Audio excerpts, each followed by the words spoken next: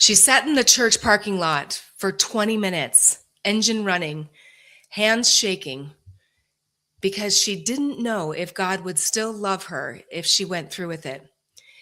If you've ever wondered whether filing for divorce means you're failing God, whether the Bible actually says what people tell you it says, or whether healing is even possible when your faith community turns back on you, this episode is your permission slip. Our guest has walked this road, and she's here to tell you God didn't leave. Your marriage left. Welcome back. Welcome to Divorcing Strong, the podcast that pulls no punches when it comes to divorce. I'm Becky Sampson, better known as Bulldog Becky Brockovich, and I'm here to give you the straight talk, the strategies, and the subpoena secrets you won't hear anywhere else. With expert guests and proven advice, you'll learn your rights, your options, and gain your power that encourages a fair and equitable outcome. Divorce doesn't have to break you. It can build you. Let's get to it. Well, welcome everybody back to another episode of Divorcing Strong. As if you noticed, every Tuesday, Thursday on YouTube is when we go live with our episodes. Also, you can find us now on all of the audio.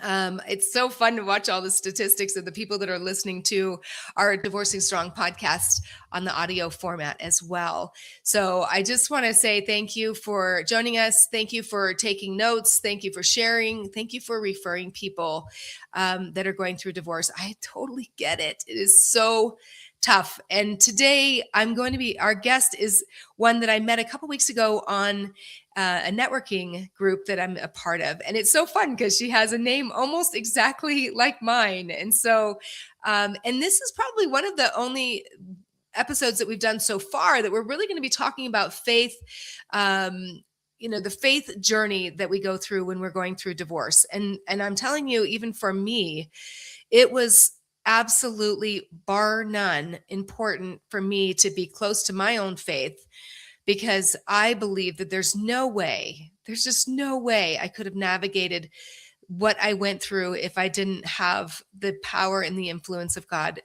holding me up and supporting me through that process. So, and that's going to be a really exciting thing to talk about today. So if that's where you're finding yourself, where you're kind of wondering, man, where is God?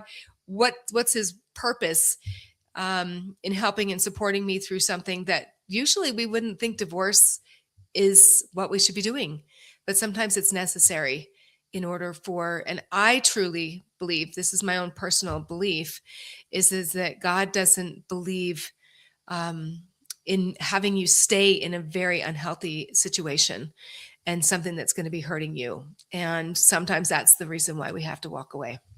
So I'm going to tell you a little bit about our guest today. She spent 3 days making short rib sauce for her own birthday party. She set the table. She hosted the whole night. And when everyone left, she stood at the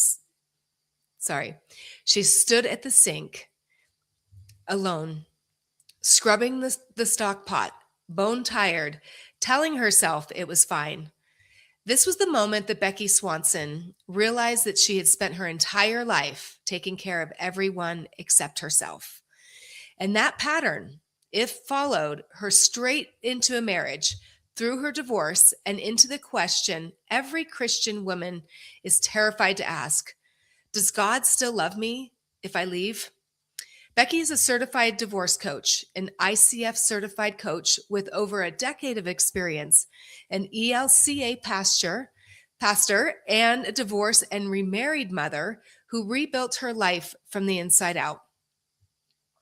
She spent over 30 years in Fortune 500 leadership development before answering a different calling, helping mothers navigate complex divorce with what she calls is courage and grace. She created the Courage and Grace Divorce Summit because she wished every single day during her own divorce that someone like her existed. Today, she's here, and this conversation is for every woman who looks put together on the outside, but feels like she's falling apart on the inside. So welcome to the show, Becky. Oh, I'm so glad to be here. Thank you, Oh, Becky. yeah, this is a Becky double dose. Double dose of Becky's. I Becky know. S's. And we were just joking before we came on the show that we both have the initials of BS, so you can't pass anything by us. Correct. Our meters are fully charged. Yeah. Well, it's so thank you so much for taking the time out of your day. I know you had mentioned before the show that you have several appointments today, and it's really fun. And this is your first podcast. It is. Yeah. I've been dreaming about it for a long time, but the logistics and all the so yeah, I'm very excited to rip the seal open on that. I know. Well, I'm glad that Divorcing Strong is your first. It's definitely not going to be your last. I mean, you're doing summits. And if people don't know what Yeah. a summit is when you bring a lot of speakers together, a lot of professionals together, and are able to provide them with a lot of information. And I know how hard that is. So that is a lot of work. So yeah, let's before we kind of really dive into the message for today, which is Mhm. really faith-based principles and things going through divorce. Tell us kind of the backstory of where you came from. Some of your story of what brought you to where you are today, and why are you so passionate about what you do? Yeah. Well, I am a child of divorce for one thing. Mm, And that happened, way back in the last century, of course. Um, and at that time, um, there was not a lot of guardrails around how people treated each other mm, through a divorce process. So I experienced some pretty ugly stuff when my parents finally split. I like to say that they had kind of a 20-year divorce process. It was mm, not good. But then when I felt like that might be the path that my marriage was going down, I was already a church professional. mm, Um, I was already a leader. I was already doing all these things that, as you said earlier, you want to look put together, but mhm. everything was falling apart. And this was far enough, long enough ago that weren't really any there was no such thing as divorce coaching. Right, right. It's And it fairly and new. it's People don't really yeah, they it's don't know. fairly new, and what I really, really wanted, because I couldn't rely on family members to talk through things with me in a Mm, non-emotional, non-ramped up, kind of way. I couldn't count on friends because they wanted to stay neutral or they had decided to cut off. Um, I was in seminary at the time. mm, So that wasn't really a place that I wanted to go. And I just really needed somebody to help me think through things. I did have a pastor friend at the time who said one of the most significant things to me, mm. which was, um, you are not breaking the covenant. The covenant has already been broken. Isn't that so? I find Thank you for saying that, because I Yeah. think that that is such an important part for people to remember, is that they're just like, I don't want to break something. And I'm thinking, I don't know if it was all put together to begin with, Right. Exactly. And, you know? um, to be able to stand in my own integrity and say, okay, I had some of the responsibility for that covenant not working Mhm. either. Um, that I talked through with a counselor, but I didn't have anybody to, you know, walk through the nuts and bolts and the conversations about co-parenting. I'd never even heard the word before. Mhm. Um, and I was really, in some ways, very lucky in the sense that neither my husband at the time nor I wanted to put the kids in the middle. Mm. I mean, we wanted to center them, but not put them in the middle, you know? Mhm. Mhm. So those are the things. When I heard about the specialty of divorce coaching, I Mhm. went, that's what I am called to do. Yeah. And how long ago was that happened for you? That I heard about that Mhm. about 4 years ago. Mm. Yeah, and I Yeah, find that a lot of people don't know that there's a lot of resources that are out there. I know I've been yeah, divorced twice before, and I didn't know there was a divorce coach. I didn't know right. anything, and I always say, look, those are probably the best people to call first before you call an attorney. Oh, for sure. Yeah. Just to be able to so many of my clients are, first of all, they are not 100% sure, Mm. right? There's always some doubt, I think. We always second guess ourselves, especially with something this big, unless there's Mhm. really big things like, massive physical or abuse or financial or but even infidelity can be healed, Right. right? And so I'm not an advocate of divorce, Mhm. but I want to be a trustworthy guide if that's what needs to happen. And I really truly believe that sometimes that can be the thing that keeps generational trauma from repeating. Mhm. I really You think, mean making a choice to walk away? yeah, Yeah. and to show our children that the marriage doesn't have to be constant conflict, Mhm. constant whatever, that you don't have to lose yourself completely in a relationship, that there's a way to be a healthy individual and a partnership. And if it's not that, there's other things that can happen. There's other options. So what do you think, Becky, is one of the things that helps people to see trying to make that decision, right? Of Yeah. like, what is that decision or that answer to or the question to answer or to ask yourself to determine whether it's the right thing to leave or to not? Yeah. That's a great question. And I I really wish I had a one size fits all answer for you, Mm, but I don't. hmm. It's so individual. You know, one of the It's things so I always tell people, and I really appreciated this about my first divorce, is a girlfriend of mine called me who is now a therapist, but she called me and she says, "You know what, Becky?" Because everybody was telling me, like, "You need a divorce. Don't you mm, see the writing on the yeah. wall and all of this?" Yeah.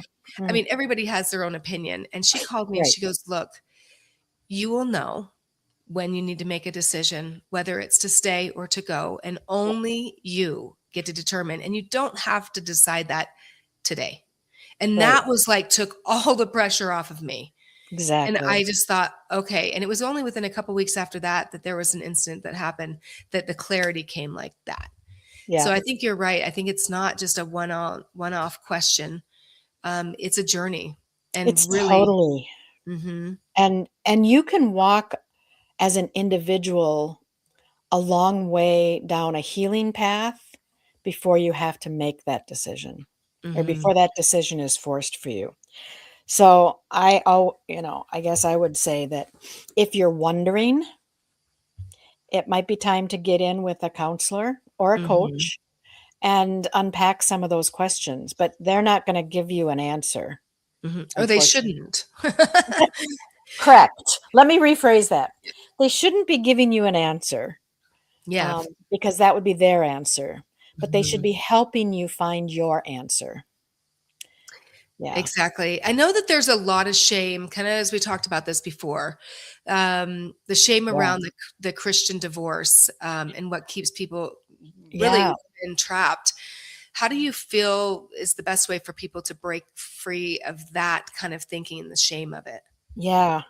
Well, one of the things that I learned, because in addition to, going to seminary and getting ordained and all that kind of stuff, I also did some extensive training on, as a faith leader, helping people with divorce. And it was interesting Mhm. because it was there that we did some research and found that most other faiths don't want to allow divorce either.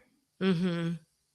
There's not really a single world religion that says, "Oh, okay." And in fact, many, many other world religions tend to put the onus and the responsibility on the woman over Mhm. and against the man in the relationship. And of course, we're talking about heterosexual marriages, and Mhm. I think things shift when we're talking about same-sex marriages, but Mhm. um, there's less data on that right now. But as far as religions are concerned, faith systems, um, there's always going to be the push to keep that relationship together. And that's not always the healthiest push, because a lot of the time it is a cultural thing, um, especially in Hebrew and early Christian scriptures. Um, we are hearing these words and commands through a very enculturated lens. Okay. Mhm. Which is not to say you throw the baby out with the bathwater, but there is something that gets missed when as a Christian, as a preacher, as a pastor, when all you do is talk about the law and not about God's grace. Yeah.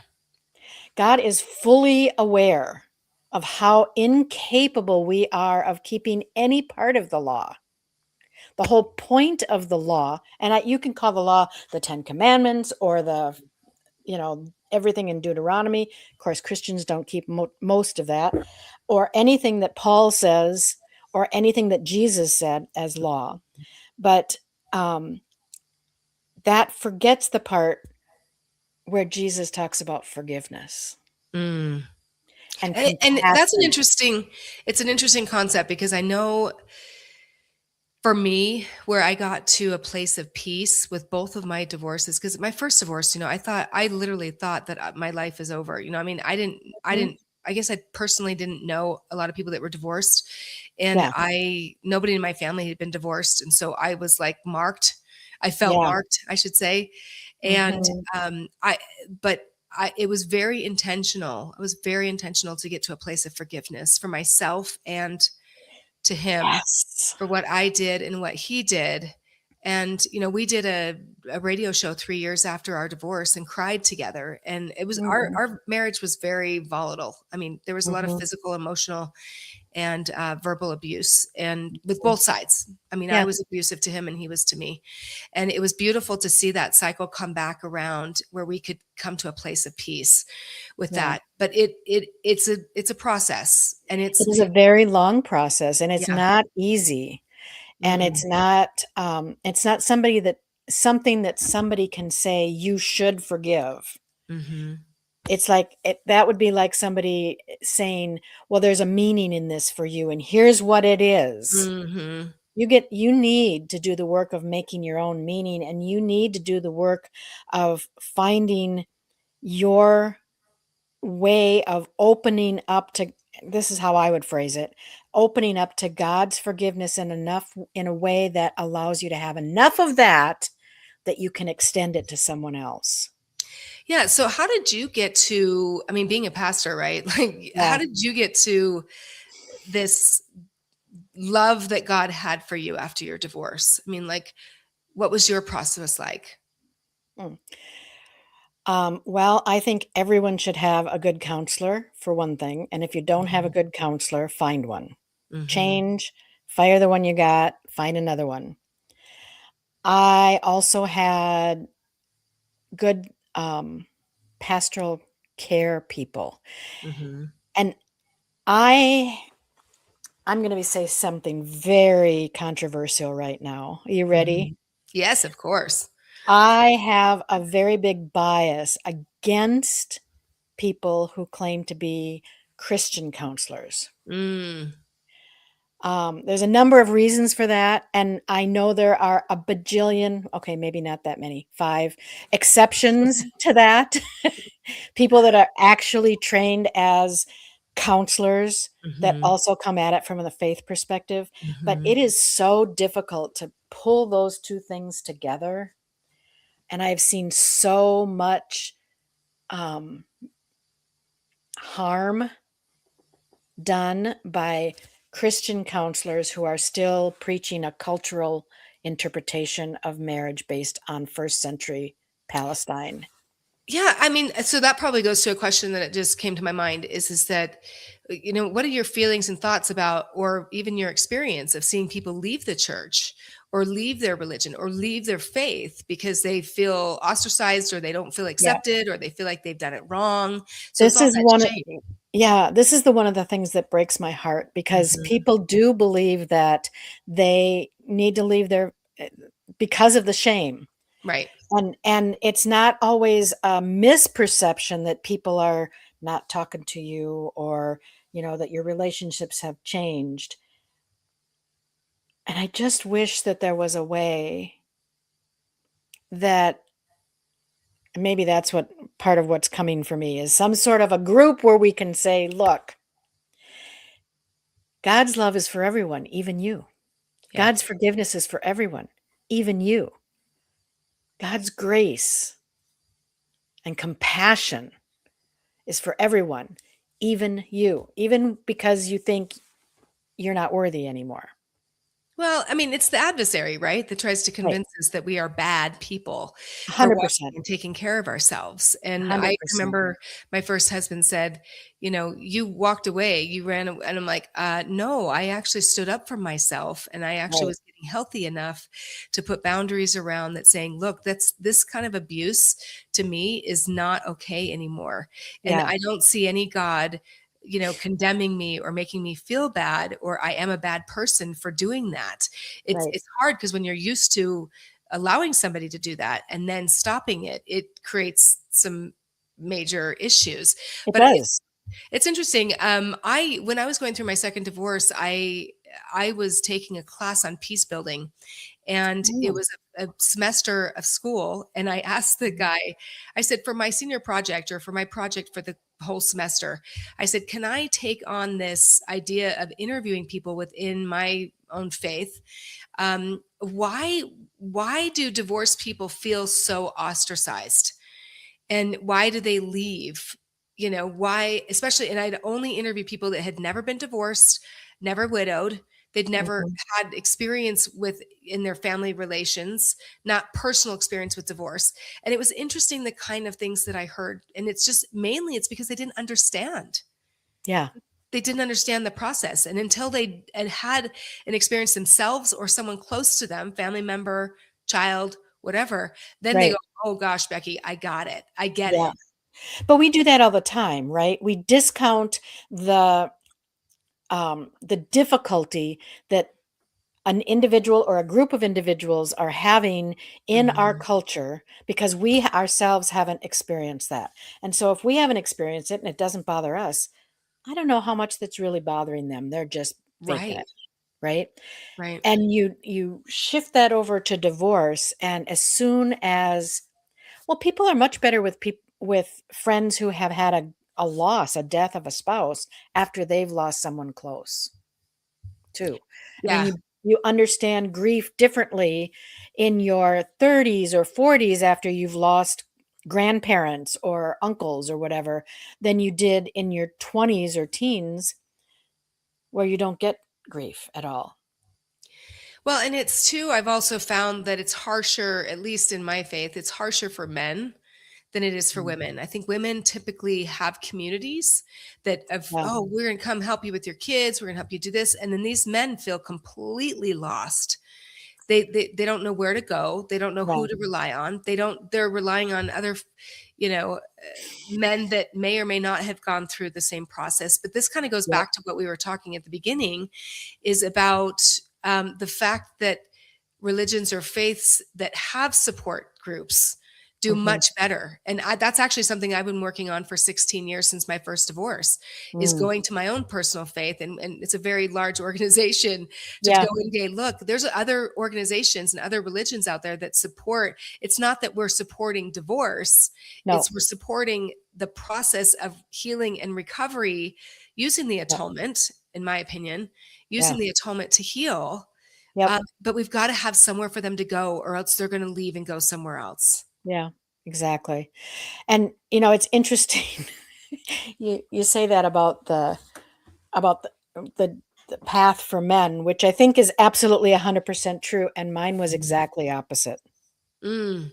I feel like for Do tell. my what in my particular situation, and I don't know that a lot of people have this experience, but Mhm. I think I'm not a unicorn. So I think probably others do, Mhm. that it felt like I lost almost all my friends Mm. during the divorce.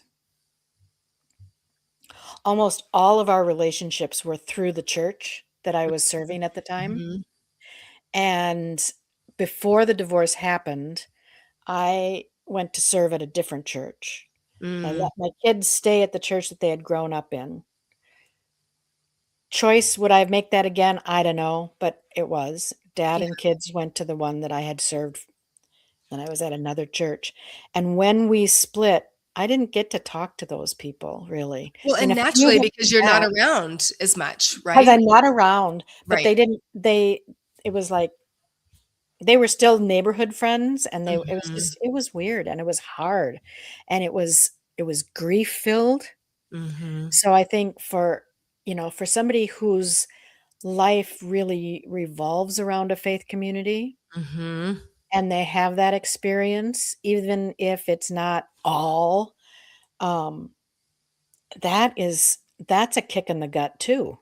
I mean, Yeah. now Well, you've not only lost your primary relationship, but you've lost the people that the relationships where you did fun stuff and hung out and watched the Super Bowl and, you know. yeah, we were talking about a couple days ago on a podcast about this very thing is that I mean we were talking about cyber security. Like you're so connected and comfortable within the marriage, and as soon as you walk away from the marriage, you now got to cut off all of these passwords and this and then friendships here and then family members here, Yeah, and it's a hard thing, full of grief, to be able to separate that life that you thought that was going to be the comfortable foundation, right, your whole life, and now it's in shambles. right. And so yeah, I mean, so how did you, I mean, obviously you had to rebuild your community. Yeah, um how was you that? have to intentionally rebuild your support circles, right? Hmm. And so, that takes time. Hmm. We're not very there's a few memes going around right now about how if adults could make friends like kids do, and Mm. pictures about 2 people running up and going, "I like your socks. I like your shoes. Do you wanna be friends?" That is so true. Right? And, oh my gosh, that's already a problem in Minnesota. We have a culture where, people tend to hang out with their high school friends, and so people that get migrated into the state have a hard ti it's just so for me, it was hard. It was hard. Yeah. Um, I made a few friends while I was, trying out things that I had set aside while I was married. Um, for instance, I really wanted to learn how to ride a motorcycle. Mm. So I took a motorcycle safety course, and one of the people in the course became a friend. I really wanted to learn how to golf better. There's a long story there, but I took golf lessons and hung out with that teacher's group of golf students and made a few friends there. And it takes time, and you got to go out. You can't do it while you're sitting at home. I think it would be way different right now where we're so many more people are homebodies because of COVID. We got used to it. Hmm. Um, Well, you bring up a really good point. I think it's really important to have a community or some kind of interest. It's so common though when people are coming through divorce, like they wanted to work out for years and then all of a sudden they start working out, you know what I mean? Or, yeah. they take up one of their hobbies and decide to go out there. I know for me, coming out of my first divorce, I had just lost a tremendous amount of weight. And Mm, I really was in my first marriage was so much in my dominant, like masculine self that I went and took dancing classes. That was Oh, there. something that I've always wanted to really learn how to dance. And so I learned to lean into my feminine by Yeah. going and dancing with these masculine men. And Well, it, and to that get into that kinesthetic part was, too, be able to move your body through space. That's healing. yeah. Oh, that was Oh, I remember fabulous. the first time somebody like I literally during my whole first marriage was mostly 266 pounds. And I Mm. got down to about 134, Oh 135, my, which, and I'm 5'7", so that was pretty thin. that's And I pretty remember the skinny. first time a guy grabbed my hips and threw me up in the room, like literally threw me up, and I was like, oh, I'm gonna crush you. Like my fat brain was still in Yeah, there going, yeah. oh, and But he just, don't and I do that. told him afterwards, I'm like, can you, I told him my story because I don't just go out and blurt it out to everybody, but I told Yeah, him his story. He's like, Becky, you're a little feather. And I'm like, what? peanut. Like, so anyway, it is interesting to be able to help navigate that and be able to Mhm. help people discover new things in their life and Yeah, create these new memories in these new communities and new tribes. yep. It's one of the things that I do with my clients is, it's some of that is just reigniting your dreaming brain, your imagination. And we do a lot of work on, what do you want your life? Because so Mhm. often, by the time you get to the point of saying, okay, I have to be done now, Mm, the question, what do you want, is a stumper. mhm, What I want is to be free. What I want is to not be here. And that's mhm. as far as we can think. Um, Yeah, well, I like that your approach is very much it sounds it's very grounded mm, in the faith, and because that's I know before we started the show I told you too is that was such a big thing for me to knowing that I always say God is the most powerful and all-knowing being in the universe. Why would I not want him on my team? yeah. And I'd always say, I work for God and God always worked for me. And Yeah. my mom even wrote a song actually. Seriously. Oh yeah, it's on her YouTube channel. I love it. Oh, But she changed it to, I work for God and God works with me, not for mm, me. He yeah. works with me. And that's really, maybe I'll put that on my Becky Sampson website so that people can hear that because it really is. But it's hard because sometimes we want to get into that really conflicted and be like high conflict and create all this drama, but that is Right not where God fighting. lives. Yep. Crushing the other No. party, getting into, vindictiveness and retribution and all that. And that's not it's not healthy for us No. spiritually or physically, and it's not mentally healthy. There's no way that it's just nothing about it. And so, It's tempting. It's oh very my tempting. goodness, is it tempting? It sounds like it would feel so great in the moment. It is God's, God's little, I mean, it's like Satan's little dangle, like, come on, take the Right? bait. Oh my goodness. No, and like you mentioned before, that there's a lot of different emotions that people go through, and it be leery of people that call you and say you have to feel this way, you have to do certain things, and you Right. gotta. No, there was times where people would call me and say, Becky, you shouldn't be so mad, and I'm like, let me feel it, let me Right. feel the anger and the resentment and all that, and then I can let it go. Then I can let it move Yep. through me, but Yep. don't tell me not to feel what I'm feeling. Yeah. It's like and I had to step away. Now what I do with those feelings is very important. And I that's what It's I very different than being able to feel them. right. Sorry, I'm not gonna shake my finger at you. No. But having the space to feel what you're feeling Yes. and then let your prefrontal cortex engage. Okay, now what do I wanna do about it? Right. And that's the thing is giving. I remember one time in a different relationship that I had after that first marriage. I was really, really angry. I had found out that this guy had been dating one of my best friends, the guy that I was engaged to. And anyway, I remember just stuffing it because I'm a good Christian woman. We don't Yeah, show anger, just we don't dump get it down. upset, right? And I stuffed it so far down that I Mm. almost ended up in the hospital. And I finally figured it out. It was because I was not allowing myself to feel Yeah. and express. And just because you feel something and express it doesn't mean you have to do it in anger and frustration. You can, there's ways of processing through that so it doesn't Right. get stuck in my body. And ever since then I'm like, Exactly. nope, I'm feeling it, I'm releasing it. Yep. I'm not Yep.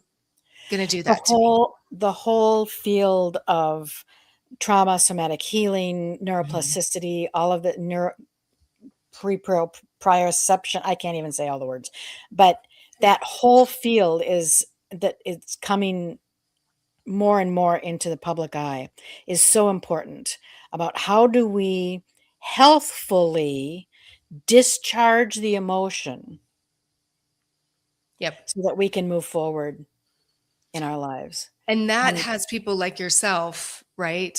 Divorce coaching and counselors and people that we can trust to say, hey, this is how I'm feeling. And they're like, okay, you're valid. yeah, This is a valid feeling. And now what are you going to do? right.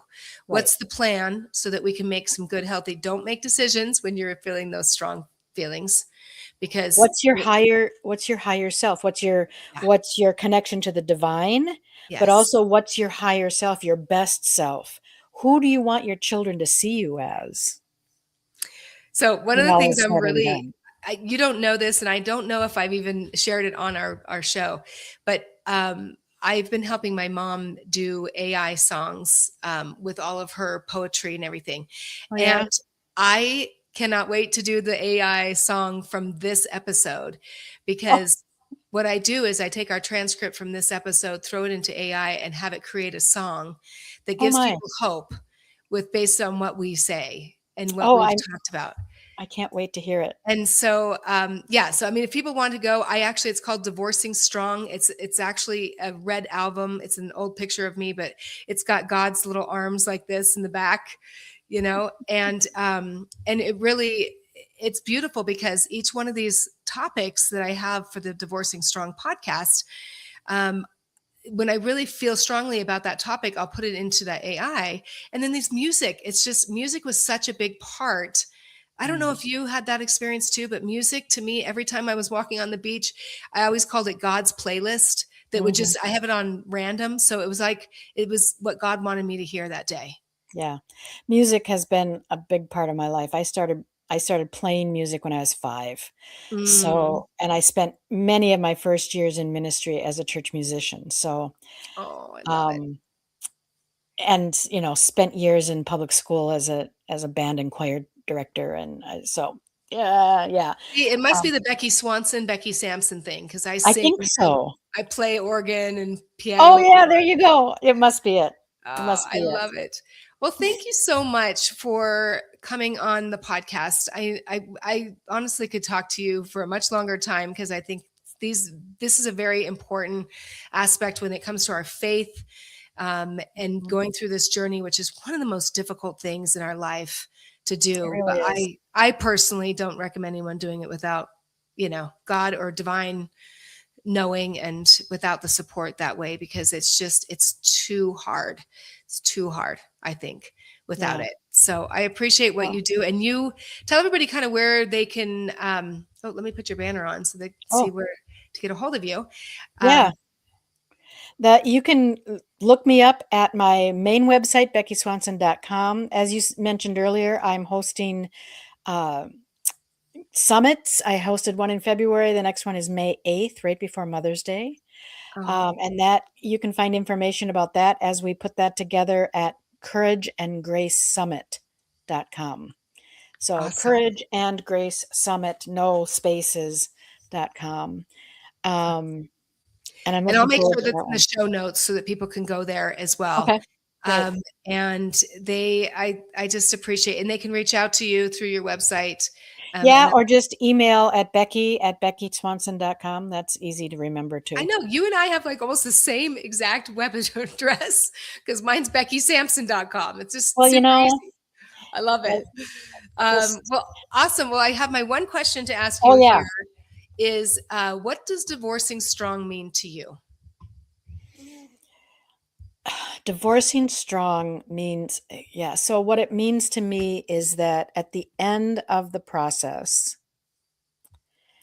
you, both parties, but that my client is, doesn't, is intact and is, I use the phrase not faint-hearted a lot. And not faint-hearted about the rest of their life. That at the end of the divorce, when the papers are received back, that it's the first step on a journey that will get you to a place where one day you'll say, "Oh yeah, I was married to them, and this stuff happened, and it won't dissolve you into tears anymore." Not Yeah. that it won't matter, but that it will matter in a different way. Yeah, you just reminded me is this second divorce. It was so hard. And a girlfriend of mine called me and she says, "Becky, there's going to be a day where you look back and see, I'm so grateful that I went through Mhm. this." And I was like, "Oh, Are you no." kidding me?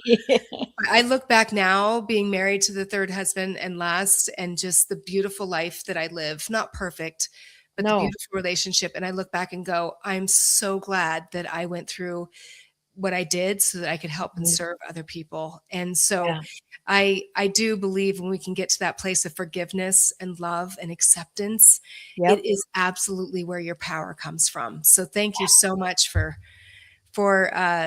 you know, agreeing to that and saying, look, this, you can become better. You can Mhm. become better. I love Yeah. it. You're Well, welcome. thank I'm so you. glad to be here. Thank you so much. Well, thank you for doing what you do. I 100% amen BS. Go for it. Amen, BS. Okay. I love it. I love it. Thanks so much. Hold on one sec. Oh gosh, thank you so much. I actually really enjoy bringing more of the spiritual side onto this podcast because it really is such a big part of my story. And I always try to remind people, I'm like, don't leave God out. You know, ego is edging God out. Let's not do that. Let's bring him closer. And also, just, I mean, he's just here with open arms, right? He just wants open arms and is willing to help and support you heal and to feel love and acceptance regardless of what stage you are in the process. So thanks again for joining us on another episode of Divorcing Strong podcast. I've been your host, Becky Sampson, with Becky Swanson. So all right, thanks you guys, and we will see you here in an hour on another episode. And you can always join us Tuesday, Thursday, live on YouTube or on any of the audio podcast platforms. Thanks so much. We'll talk to you soon. Thanks for listening to the Divorcing Strong podcast. This episode is sponsored by Only Subpoenas, where we make subpoenas simple, powerful, and 100% compliant. If you're having a hard time getting the information you need to settle for a fair and equitable divorce, let us help you. Whether you're an attorney or you're navigating divorce on your own, subpoenas can uncover the truth, secure the evidence you need, and level the playing field. To see how we can help, book an appointment by visiting our website at onlysubpoenas.com.